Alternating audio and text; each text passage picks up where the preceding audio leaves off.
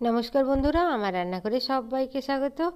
আজ আমি বানিয়ে দেখাবো ভাজা মশলা দিয়ে ফুলকপির একটি নিরামিষ রেসিপি। এখানে আমি একটা বড় সাইজের ফুলকপি কেটে নিয়েছি পিস পিস করে। এরপর এটা গরম জলে আমি ভাপতে দিয়ে দেব। কড়াইয়ে গরম জল চাপিয়ে এর মধ্যে দিয়ে দিলাম একটু হলুদ গুঁড়ো।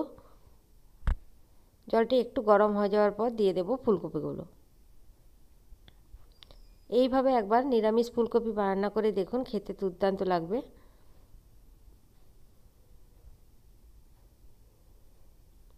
এরপর সব ফুলকপিগুলো এর মধ্যে দিয়ে দিলাম, কম আঁচ করে ঢাকা দিয়ে রেখে দেবো 3 থেকে 4 মিনিটের মতো।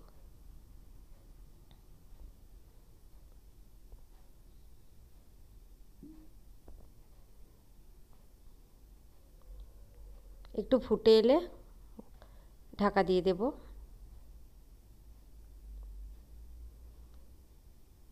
3 থেকে 4 মিনিট আমি সেদ্ধ করে নিয়েছি। এরপর ফুলকপিগুলো ভালো করে জলটা ঝেড়ে নেব। একটা ভাজা মশলা করে নিচ্ছি। দিয়ে দিলাম 1 চামচ জিরে, গোটা জিরে। 1 চামচের থেকে একটু বেশি গোটা ধনে দিয়ে দিলাম। 2টো শুকনো লঙ্কা দিলাম। এলাচ, লবঙ্গ, দারচিনি দিয়ে দিলাম।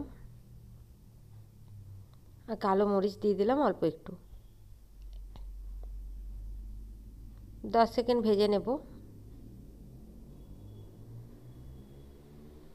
কম আঁচে 10 সেকেন্ড ভেজে নেওয়ার পর এটা আমি বেটে নেব। ঠান্ডা হয়ে যাওয়ার পর বেটে নেব।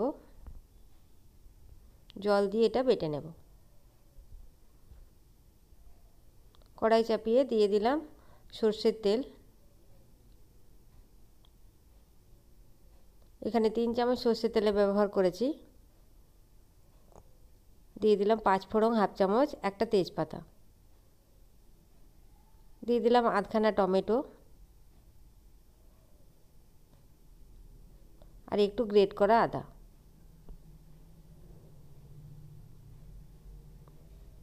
আপনারা চাইলে মশলার সাথে আদাটা বেটে দিতে পারেন।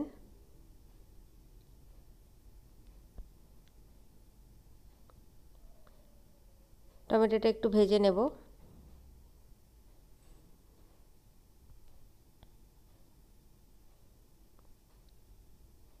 এরপর সেদ্ধ করা ফুলকপিগুলো এর মধ্যে দিয়ে দিলাম।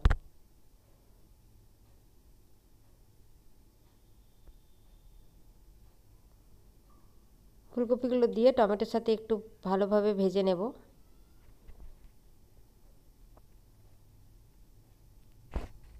বেশ একটু সময় ধরে ভেজে নেব।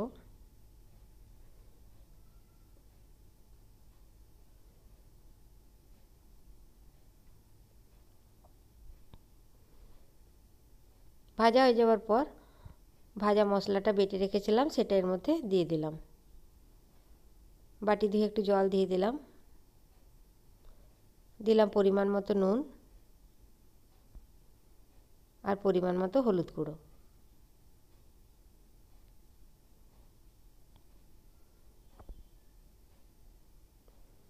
মশলাটা দিয়ে ভালোভাবে ফুলকপির সাথে নাড়াচাড়া করে নেব।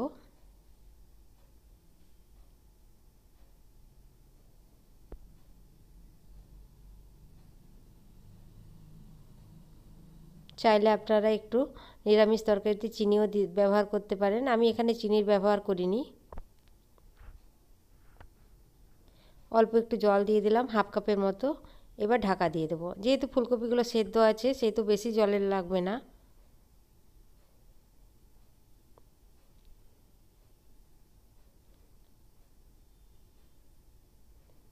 ঢাকা খুলে একটু নাড়াচাড়া করে নেব। ফুলকপিগুলো সেদ্ধ হয়ে গেছে। এরপরে একটা ফ্রাইং প্যান বসিয়ে হাফ চামচ ঘি আর একটু হিং দিয়ে দিলাম। ওর মধ্যে দিয়ে দেব। দিয়ে নাড়াচাড়া করে ঢাকা দিয়ে দেব।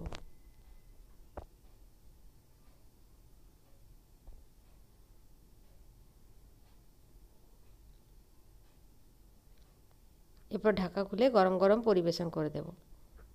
এইভাবে একবার ফুলকপি বানিয়ে দেখুন, খেতে অপূর্ব লাগে।